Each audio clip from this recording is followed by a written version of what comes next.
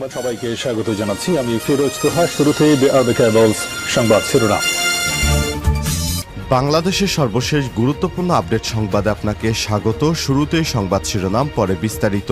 শুরুতেই জানিয়ে দিব, ইউপি সদস্যকে কুপিয়ে বের করা হয় নারীভুরি। মাদারীপুরের জমি সংক্রান্ত বিরোধের জের ধরে সাবেক এক ইউপি সদস্যকে কুপিয়ে নারীভুরি বের করার অভিযোগ উঠেছে তার প্রতিপক্ষের বিরুদ্ধে।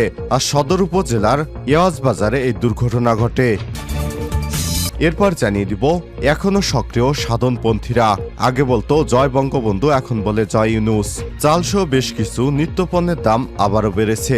শেখ হাসিনা সরকারের পতনের পর কয়েকদিন বন্ধ থাকলেও সিন্ডিকেট আর চাঁদাবাজরা বোল পাল্টাতে শুরু করেছে। এক ব্যবসায়ী নেতা বললেন, আগে বলতো জয় বঙ্গবন্ধু, এখন বলে জয় ইউনূস, কিন্তু সিন্ডিকেটেরা দ্রব্যমূল্যের দাম বাড়ানো শুরু করেছে। জানিয়ে দিব, নরেন্দ্র মোদীর সঙ্গে দেখা করতে পারেন ডক্টর মোহাম্মদ ইউনূস। ভারতের প্রধানমন্ত্রী নরেন্দ্র মোদীর সঙ্গে দেখা করতে পারেন বাংলাদেশের অন্তর্বর্তীকালীন সরকারের প্রধান উপদেষ্টা ডক্টর মোহাম্মদ ইউনূস। আসন্ন জাতিসংঘের সাধারণ অধিবেশনে এর ফাঁকে মোদীর সঙ্গে সাক্ষাতের চেষ্টা করবেন বলে ভারতের সংবাদ সংস্থা পিটিআইকে জানিয়েছেন তিনি। এদিকে ত্বকী হত্যার বিচার বন্ধ রাখার জন্য শেখ হাসিনাকেও শাস্তি পেতে হবে। মেধাবী কিশোর তানভীর মোহাম্মদ ত্বকী হত্যার বিচার বন্ধ করার জন্য সাবেক প্রধানমন্ত্রী শেখ হাসিনাকেও শাস্তি পেতে হবে বলে জানিয়েছে নিহতের বাবা এবং সন্ত্রাস ও নির্মূল ত্বকী মঞ্চের আহ্বায়ক রফিউর বাড়ি। তিনি বলেছেন, ত্বকীকে নারায়ণগঞ্জে শামীম ওসমান হত্যা করেছিল। হত্যার পর 11 বছর ধরে তার বিচার হতে দেয়নি শেখ হাসিনা। শেখ হাসিনা সহ নারায়ণগঞ্জের শামীম ওসমানকে দোষী সাব্যস্ত করে তাদের বিচারের আওতায় আনা হবে। এদিকে আওয়ামী লীগের নেতৃত্ব নিয়ে গুজব ছড়ানো হচ্ছে, অভিযোগ করলেন আওয়ামী লীগের প্রেসিডিয়াম সদস্য আফম বাহাউদ্দিন নাসিম। এবং সর্বশেষ জানিয়ে দিব, টালমাটাল অর্থনীতি, বহুমুখী চ্যালেঞ্জের মুখে অন্তর্বর্তীকালীন সরকারের প্রধান উপদেষ্টা ডক্টর মোহাম্মদ ইউনূস। ক্ষমতার মসনদ ছেড়ে শেখ হাসিনা দেশ ত্যাগের পর প্রকাশ্যে এসেছে দেশের অর্থনৈতিক ভঙ্গুর অবস্থা। খেলাপি ঋণের রেকর্ডের পাশাপাশি রাষ্ট্রের দেশি বিদেশি ঋণে মন্থর অর্থনীতির গতি। তবে অন্তর্বর্তী সরকারের দায়িত্ব নেওয়ার পর মাসখানেকের মধ্যে দৃশ্যমান পদক্ষেপ এসেছে ব্যাংক খাতের সংস্কার ছাড়াও রাজস্ব ব্যবস্থার গতি আনা এবং শ্বেতপত্র প্রকাশ্য নানা বিষয় নিয়ে। সাম্প্রতিক পরিসংখ্যান বলছে, গেল 1.5 দশকে রাষ্ট্রের দেশি বিদেশি ঋণ বাড়িয়েছে 18 লক্ষ কোটি টাকা, আর ব্যাংক খাতে খেলাপি ঋণ ছাড়িয়েছে 2,11,000 কোটি টাকা। অন্যদিকে গত 2 বছরে মূল্যস্ফীতির কারণে দ্রব্যমূল্য আকাশচুম্বী। আবার এই সময় রপ্তানি আয় কমেছে 6%। সুতরাং এ সরকারের অধীনে যেভাবে দেশটাকে ভঙ্গুর করা হয়েছে, তাতে করে নতুন সরকার চ্যালেঞ্জের মুখে পড়তে পারেন, এমনই ধারণা করছে বিশ্লেষকেরা। প্রিয় দর্শক, এতক্ষণ শুনছিলেন সংবাদ শিরোনাম, এবারে বিস্তারিত। তবে তার আগে বন্ধুরা, অনুরোধ থাকবে এই সংবাদটিতে একটি লাইক দিন।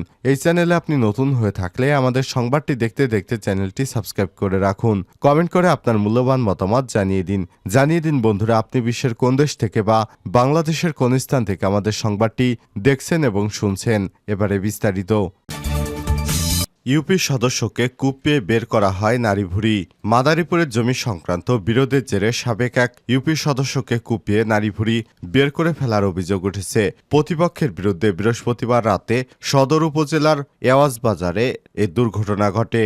জানা গেছে, মেয়র জামাইয়ের জমি সংক্রান্ত বিরোধের জেরে মাদারীপুর দুধখালী ইউনিয়ন পরিষদ 1 ওয়ার্ডের সাবেক সদস্য মহসিন আকনকে বৃহস্পতিবার রাতে ধারালো অস্ত্র দিয়ে কুপিয়ে পেটের নাড়িভুড়ি বের করে দেয় হুমায়ুন মুন্সি এবং তার সহযোগীরা। পরে আহত অবস্থায় মহসিনকে উদ্ধার করে মাদারীপুর সদর হাসপাতালে নিয়ে গেলে চিকিৎসক তাকে উন্নত চিকিৎসার জন্য ঢাকা মেডিকেল কলেজ হাসপাতালে পাঠায়। এর আগে মঙ্গলবার রাতে জমি সংক্রান্ত বিরোধের জেরে মহসিনা আকনের মেয়ের জামাই আবু সাইদ ব্যাপারীর সঙ্গে একই এলাকার হুমায়ুন মুন্সি এবং শাহিন মুন্সির কথা কাটাকাটি হয়। এক পর্যায়ে সংঘর্ষ হয় তাদের মধ্যে। এতে নারী পুরুষ অন্তত 9 জন আহত হয়। মাদারীপুর সদর হাসপাতালের জরুরি বিভাগের চিকিৎসক ডাক্তার শিয়াব চৌধুরী জানিয়েছেন, মহসিন নামে এক ব্যক্তিকে আহত অবস্থায় সদর হাসপাতালে নিয়ে এসে স্বজনেরা। তার পেটে গুরুতর জখম রয়েছে। আমরা প্রাথমিক চিকিৎসা শেষে উন্নত চিকিৎসার জন্য তাকে ঢাকা মেডিকেল কলেজ হাসপাতালে পাঠিয়েছি। মাদারীপুর সদর মডেল থানার ভারপ্রাপ্ত কর্মকর্তা ওসি এইচ এম সালাউদ্দিন জানিয়েছেন, জানিয়েছেন, এওজ এলাকায় দুই পক্ষের লোকজনের মধ্যে মারামারি এবং সংঘর্ষে থানা এবং আদালতে পৃথক দুটি মামলা দায়ের করেছে। তদন্ত করে আইনগত ব্যবস্থা গ্রহণ করা হবে। এখনও সক্রিয় সাধনপন্থীরা। আগে বলতো জয় বঙ্গবন্ধু, এখন বলে জয় ইউনূস। চালসহ বেশ কিছু নিত্যপণ্যের দাম আবারও বাড়ছে। শেখ হাসিনা সরকারের পতনের পর বেশ কিছু নিত্যপণ্যের দাম আরও বেড়েছে। শেখ হাসিনা সরকারের পতনের কয়েকদিন সিন্ডিকেট বন্ধ থাকলেও সেই সিন্ডিকেট এর কারসাজিতে সাদাবাজির বোলপাল্টে আবার সক্রিয় হয়েছে সিন্ডিকেট। এক ব্যবসায়ী নেতা বলতেন, আগে বলতো জয় বঙ্গবন্ধু, এখন বলে জয় ইউনূস।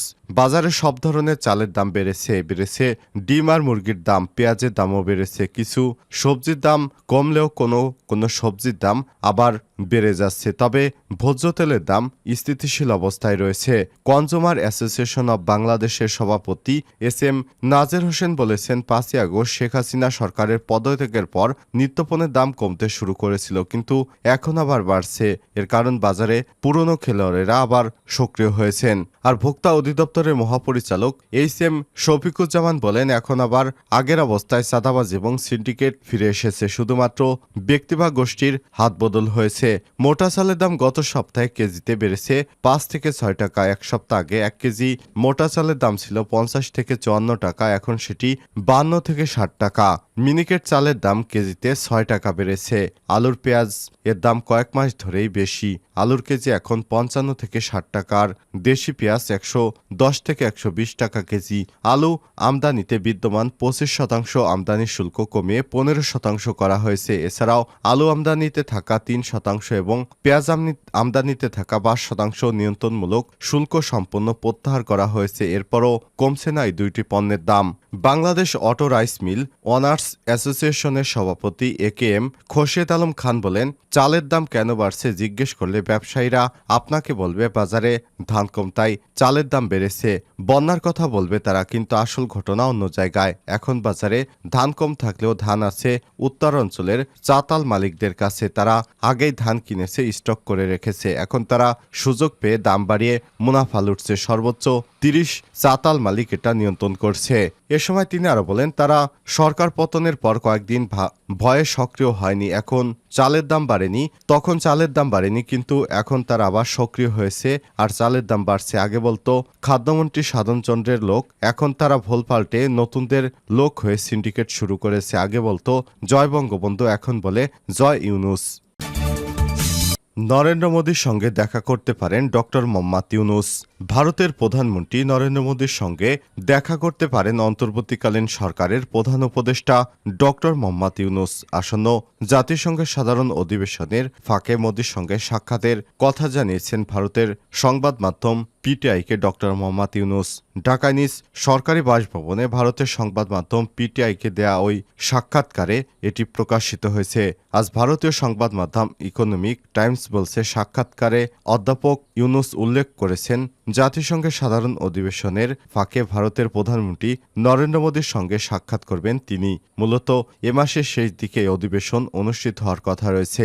সাধারণ অধিবেশনের ফাঁকে সার্ক রাষ্ট্রগুলোর সঙ্গে একটি ফটো সেশনে যোগ দেওয়ার চেষ্টা করবেন বলেও জানান ডক্টর মোহাম্মদ ইউনূস। এ বিষয়ে অধ্যাপক ইউনূস বলেন, নিশ্চয়ই আমরা সাক্ষাতের চেষ্টা করব। ত্বকী হত্যার বিচার বন্ধ রাখার জন্য শেখ হাসিনাকেও শাস্তি পেতে হবে। মেধাবী কিশোর তানভীর মোহাম্মদ ত্বকী হত্যার বিচার বন্ধ রাখায় সাবেক প্রধানমন্ত্রী শেখ হাসিনাকেও শাস্তি পেতে হবে বলে জানিয়েছেন নিহতের বাবা এবং সন্ত্রাস নির্মূল ত্বকী মঞ্চের আহ্বায়ক রফিউর রাব্বি। শুক্রবার 6 সেপ্টেম্বর শহরের চাষারায় শহীদ মিনারে ত্বকী হত্যার 11.5 বছর উপলক্ষে এক সমাবেশে সব কথা জানান তিনি। এ সময় তিনি বলেন, ত্বকী হত্যার সঙ্গে জড়িত শামীম ওসমান বাহিনী এবং তাদের মাফিয়া চক্রের বিচারের দাবিতে আমরা দাঁড়িয়েছি। হত্যার আগে এক যুগের বেশি সময় ধরে তাদের দুর্বৃত্তায়ন, লুটপাট এবং হত্যাকাণ্ডের বিরুদ্ধে আমরা কথা বলেছি। এ সময় তিনি আরও জানান, ত্বকী হত্যাকাণ্ড কেন কারা করেছে তা সারা দেশের মানুষ জানে। নৃশংসভাবে হত্যা করে তারা নারায়ণগঞ্জবাসীকে বোঝাতে চেয়েছে তাদের বিরুদ্ধে যার পরিণাম কি হতে পারে। রাব্বি বলেন, জামতলায় মিঠুকে কুপিয়ে হত্যা, আশিককে টর্চার সেলে হত্যা, ত্বকীকে টর্চার সেলে নিয়ে গজারি লাঠি দিয়ে 11 জন মিলে পিটিয়ে অজ্ঞান করে হত্যা, তারপর তার বুকের উপর উঠে গলা টিপি দেয়া। এ সময় তিনি বলেন, এসব জেনেও শেখ হাসিনা খুনি জল্লাদের পৃষ্ঠপোষকতা দিয়ে রক্ষা করেছেন। ত্বকীকে হত্যার পরও ওসমান পরিবারকে দেখে রাখার কথা বলেছেন শেখ হাসিনা। হত্যার বিচার বন্ধ রাখার জন্য তাকে বিচারের আওতায় আনা হবে। এ সময় রাব্বি আরও বলেন, নতুন বাংলাদেশে নতুন করে স্বপ্ন দেখতে চাই, আমাদের ধ্বংস করা চির ব্যবস্থা আবার নতুন করে ফিরে আনতে